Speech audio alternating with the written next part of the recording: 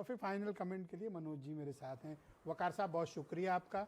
आजम खां आज बाहर आ गए, लेकिन इस बीच बड़ी पॉलिटिकल चर्चाएं चल रही हैं कि वो समाजवादी पार्टी का साथ छोड़ सकते हैं, लेकिन सपा कह रही कि वो हमारे फाउंडर मेंबर हैं, हमें क्यों छोड़ेंगे। उनके बेटे का भी स्टेटमेंट कल मैंने देखा, एक इंटरव्यू चल रहा था, तो वो भी काफ़ी तारीफ़ें भी समाजवादी पार्टी की कर रहे थे।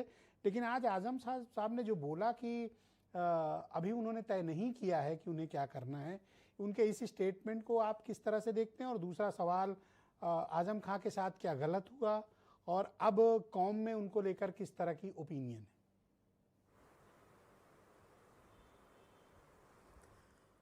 सर बहुत ज़्यादा सवाल आपने पूछ लीजिए।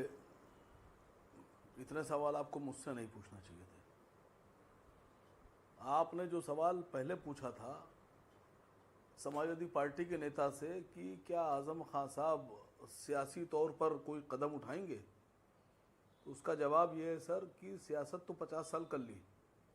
अब उनके सामने उनका परिवार है सर, उनके 2 बेटे हैं, एक विधायक बन चुका है, उनकी विधायकी चली गई, उनकी वाइफ, पहले तो उनको भी बचाना है ना अपने। दूसरी बात, आजम खां साहब कहाँ जाएंगे, किसके साथ खड़े होंगे, ये फैसला आजम खां साहब करेंगे, आसिफ वकार तो नहीं करेंगे।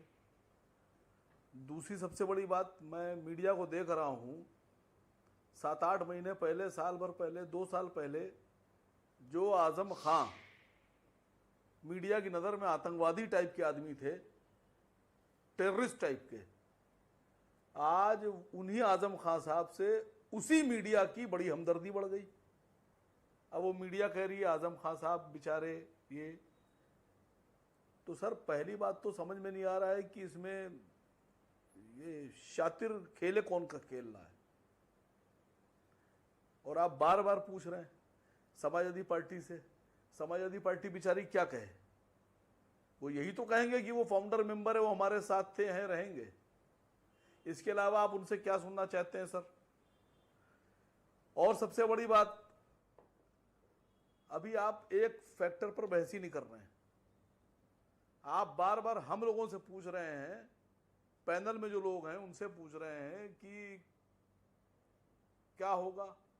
सर चर्चाएं तो बहुत हैं मार्केट में, सियासी मार्केट में बहुत चर्चाएं हैं, और चर्चाएं तो ये है कि सब कुछ अंदर तय हो गया,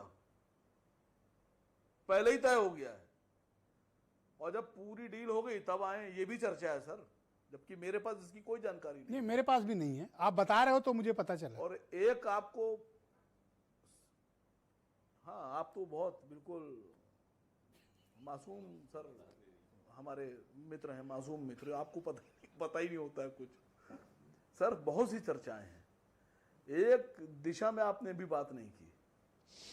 उत्तर प्रदेश में 9 अक्टूबर को एक रैली है, बड़ी रैली, एक ऐसे पार्टी की रैली है जो पिछले 7 साल से 8 साल से सो रहे थे, मतलब उनको सियासत करना ही नहीं थी। उस रैली का भी तो वेट कर लीजिए, देखिए कहीं कुछ ऐसा तो ना हो कि कुछ उसमें फैसला हो।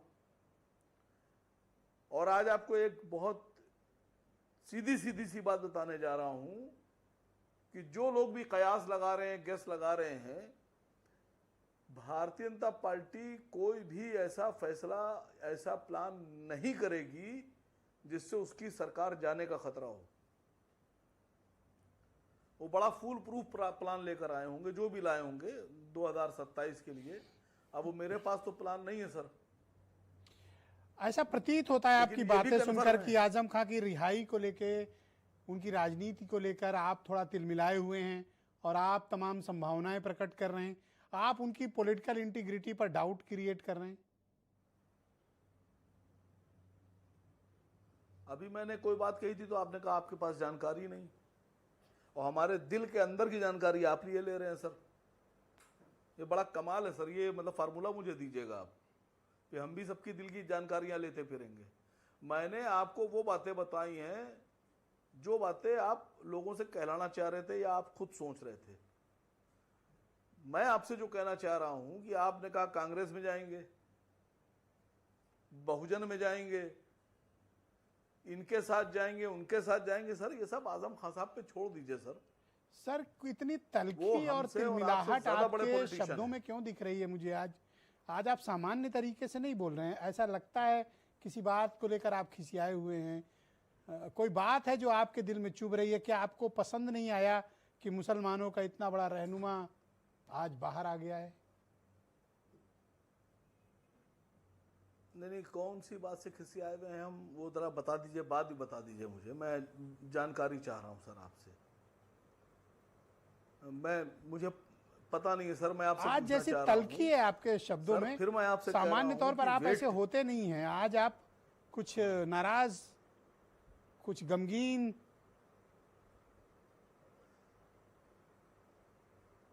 सर वेट कीजिए। भारतीय जनता पार्टी कोई भी ऐसा प्लान नहीं बनाएगी जिससे उसकी सरकार जाने का खतरा हो जाए उसको। और मैं आपसे बहुत गुजारिश और अदब के साथ कह रहा हूं कि खान साहब, आजम खान साहब बहुत सीनियर पॉलिटिशियन हैं, हमारे सीनियर रहे हैं, बेहतरीन इंसान हैं। उन्होंने 50 साल अपने पॉलिटिक्स में दिए हैं। अब उनके सामने पॉलिटिक्स के साथ साथ परिवार भी है। क्या एमआईएम और आसिम वकार आपके सामने सिर्फ आजम politics है। खान की रिहाई का स्वागत करते हैं? यस, वेलकम, बहुत वेलकम। Thank you sir. 104 मुकदमे हैं। बार बार बीजेपी के प्रवक्ता जी बोल रहे हैं, बार बार बीजेपी के प्रवक्ता बोल रहे नहीं, हैं। आप तो इनके लिए अभी खान बरी साहब नहीं हुए। साहब हो गए हैं। आप अभी चाहें तो बरी आप नहीं भी हुए। साहब ले लें। बीजेपी के लिए तो खान साहब साहब हो गए हैं। एक लाइन मैंने बोली थी, उसको फिर से बोल रहा हूं।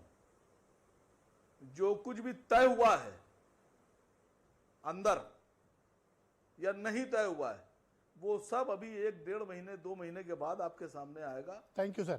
सर अब हम लोगों से मत यार पूछिए बड़ी सर, हमारे इंपॉर्टेंट पास बात जानकारी आपने ही कह नहीं दी, कोई। बहुत सारी बड़ी बात जानकारी कह दी है। आपके पास देखिए, है। बहुत थैंक यू शुक्रिया सर। सर।